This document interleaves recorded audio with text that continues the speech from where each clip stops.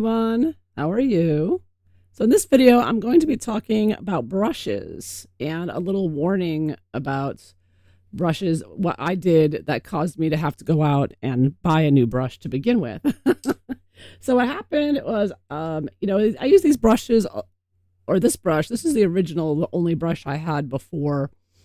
And, you just use it to whisk away pencil crumbs and, other, eraser when I'm erasing a lot and I want to clean the page off. These come in handy. So it's great to have. Very soft tip on it. It costs about $8. And what happened was I was doing a watercolor tutorial with a prominent watercolor artist on YouTube. And he was doing this painting and he was showing people how to do it. And what he did was with a watercolor paint, you put the paint down on the wet surface and then you can just use a brush like this and give nice smooth looking mix there so that it looks very, when it's not, because sometimes the paint doesn't blend in as smoothly as you might like. This is kind of cheaper paper, so it's a little more difficult. You can kind of see the lines up here a little bit. I didn't do that part. I was just doing this to get a reflection in the waves. This is supposed to be the ocean and the reflection of the rock. I mean, it didn't come out. This is my first time doing it, and so it didn't come out as well as I'd like. But I did love how I could use a brush like this, a makeup brush, and use it with paint, with my watercolor. I thought, oh, this is perfect. So I did this. And then what happened, the brush gets very wet, right? 'Cause it's synthetic, but it feels like real fur or something. And it gets very wet. It absorbs the water, like it gets really damp like hair does. So what I ended up trying to do to dry it out, I was worried, oh no, is this going to get frizzy or something? So I got my heat tool and I was just, not too close, but I was trying to heat it to warm it, to dry it quicker. But what ended up happening is I damaged it. And I can't show you, I threw the brush out, but what happened was it melted the little plastic hairs here, or whatever you call them, filaments, because it's not hairs, but it just melted away.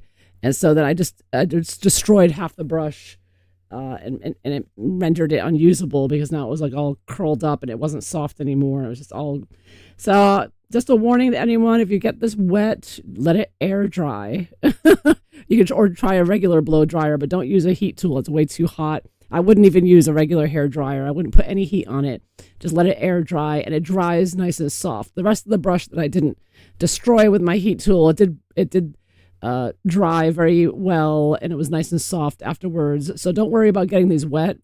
You can get them wet and then rinse them off, but you have to wait a while. It takes like a day or so overnight to dry it. That's all. So after I destroyed my old brush, I said, I love that brush. I gotta go back on Amazon and get a new one now. And it was a bit more challenging than I expected it to be, because when I went looking at the brushes, I was only looking to spend not much, because again, this is just for my art stuff, and I wasn't, looking for anything fancy. And so these are the brushes I came across.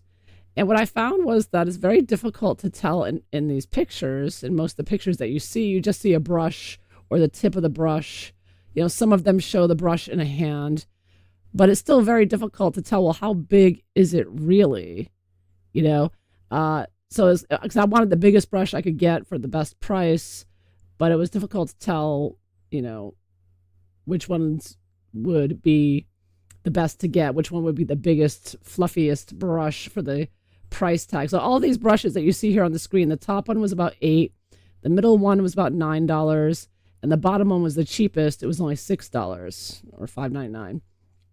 So that's the deals that I saw. Those were the choices I was looking at, and I decided, well, let me just get all of them, and then I can compare, and then I can share with you all, because I'm sure everybody, sooner or later may want to get a brush like this, whether you do color pencil or watercolor. Is a great tool. So these are the three brushes that you can see here. So this is the $8, this is the $9, and this is the $5.99 or $6. And you can see they're all different sizes, right? Actually, I got a nice little small, medium, large thing here going, completely unintentional, because I had no idea how they would really be in person. I think they may give you measurements on the site, but I mean, you have to have it to know for sure what you're dealing with. I don't think there's a real measurement for fluffiness on the top. You might get the length measurements or whatnot. But anyways, so this is how these brushes stack up. This brush is the best deal, $5.99. A lot of people are happy with this. They're all equally soft. They feel like, fur or hair, but they're all very nice and soft. Now, this one turned out to be the best deal here. I love the handle on it. Big, fluffy top here, just huge. And you get different colors there. So I just want to show you what, from the choices that you see. Just 3 of the choices. Of course, there's many more brushes. I saw Crystal at Color and Style. She has a really nice brush that looks like a flower and has a very long, thin handle. I was tempted to get that one, but I thought, I think I prefer to have a nice, thicker handle because it's got a little weight to it. And so when I'm brushing it aside, I kind of like something else I can grab easily. It's comfortable in the hand.